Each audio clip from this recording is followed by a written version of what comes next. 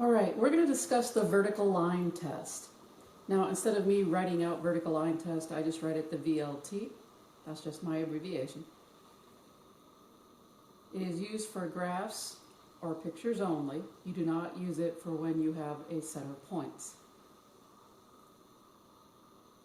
It is used to determine if a graph is a function. I'm stressing graph on purpose. If a vertical line that we draw passes through the given graph more than once, then the graph is not a function. Now, this next definition may seem like it's the same thing, but it's not. If a vertical line that we draw passes through a vertical line on the given graph, then that graph is not a function.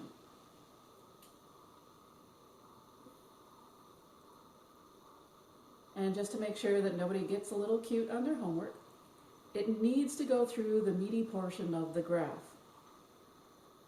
The meaty portion of the graph is when you draw the vertical line test. You just don't be willy-nilly where you put it.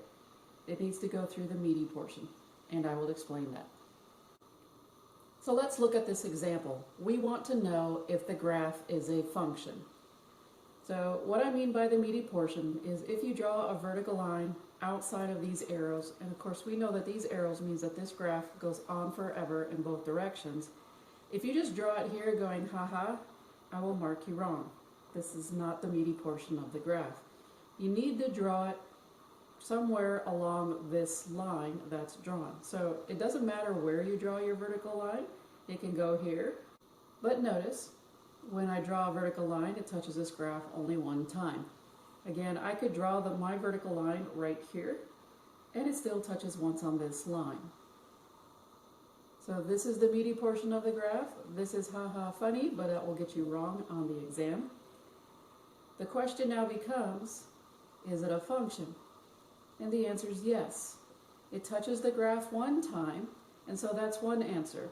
You could also say that it passes the vertical line test, and that's why this is a function. Let's look at a new example. Now, what's really cool about this is that it is enclosed. So this is a really cool graph to go with. Again, if you decide to go out here, that's wrong. Now for some of you, you'll be like, haha, it's tangent. And tangent just means I just barely kissed the graph right there. And if you say, haha, I'll be like, no, you got it wrong. So the meaty portion is inside this closed space. So if I draw my vertical line here, I touch twice. If I go right here, again, I touch twice. But let's go over that one definition I was talking about earlier, which was, if you have a graph that has a vertical line, and you draw a vertical line through it, this will fail. And not only do I touch twice, I touch an infinite amount of points between these 2 points on the graph. So I touch a whole bunch all in here. This is really the main reason why it fails, but this will also do because it touches at least twice. 2 or more and it fails. So I kind of gave away our answer. No, it's not a function. Why? It fails the vertical line test. This is what I'm really looking for as our answer when we have an exam or quiz. That's what I'm looking for. It fails the vertical line test. Or it will pass the vertical line test. One of the two. That's what I'm looking for.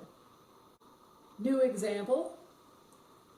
This one is a really good one. This one always gets students.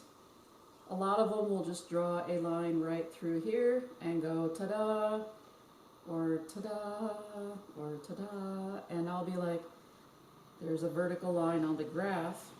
You want to draw a vertical line through the graph's vertical line.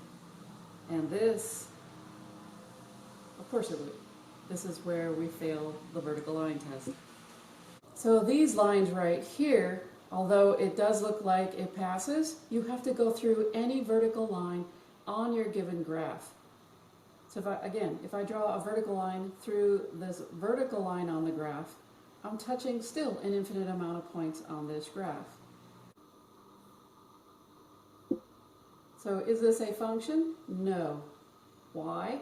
Again, this is the answer I'm looking for. It fails the vertical line test because this is bad. This is where it fails right here. Got a whole bunch of points. It fails every vertical line that you see on the graph. Fails here, and there's an infinite amount of points here where it fails right there. So this is a really good example. This is one that I normally give my pre-calculus and college algebra class. It's a very good one. All right, what about this example? I just have this lovely line right here. This is something along the lines of x equals 3.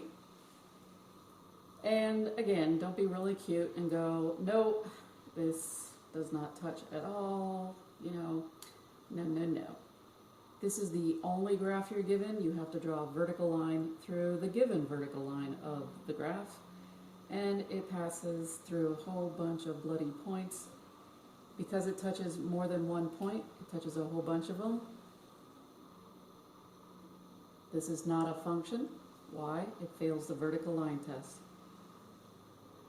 New example, and this one's a good one. Now please understand, these are not two separate graphs. In other words, I put one graph on it and I put the other graph on here as well. This one graph comes from one equation. So when you see something like this, now they could go in this direction, one goes up, one goes down. You could also see some that go sideways. But this is one example of an equation that gives you both of these graphs at the same time. So when I ask, is it a function, you don't go like this and go, yes. You have to draw it through both graphs on the given graph that your book gives you. So, does this pass the vertical line test? Touches twice, the answer is no. These are sneaky, but this is the type of graph that you will see next semester if you take Math 102. Again, you don't go through one graph, you go through both. This is a graph of one function. This fails the vertical line test. One more time. Is it a function? No. Why? It fails the vertical line test. It touches the graph more than once. That's why it fails. New example, a type of problem that we are going to be dealing with this semester, and this is called a parabola. Now, I want to explain a few things about this parabola. A lot of students get wrong. This does not come back in on itself and go back out. This does not go straight down. No. This graph keeps on going out and out and out and out. It never collapses on itself. It doesn't do like a little tulip thing, and it doesn't go straight down. It still comes out at an angle like that.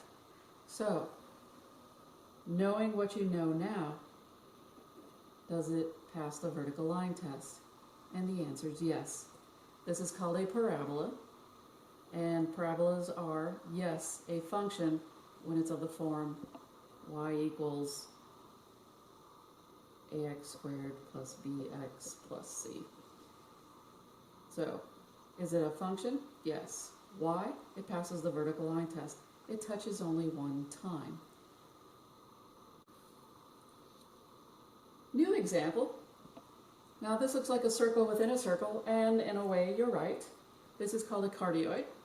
This is stuff that we would explore in trig or pre-calculus. And the question is it a function? And again, don't be cutesy-wootsy. That's a no.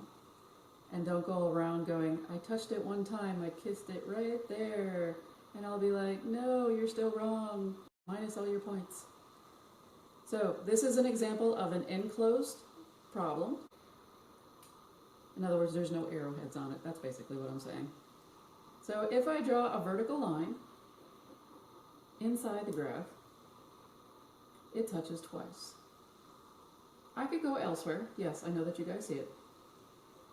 I could touch once, twice, and you could say two there, so you could say 4. But if you spread it out a little, you can definitely see the 4 where I'm crossing this graph. And again, I could touch it 3 times too. I could just barely kiss that and then go here. So 1, 2, 3, I would touch it 3 times using the vertical line test. So knowing that it touches 2 times or 3 times or 4 times, what does that mean? So is this a function? No. Why? It fails the vertical line test. And again, if you want to know why it fails the vertical line test, it touches, oops, more than once. And that's how you determine if a graph is a function or not.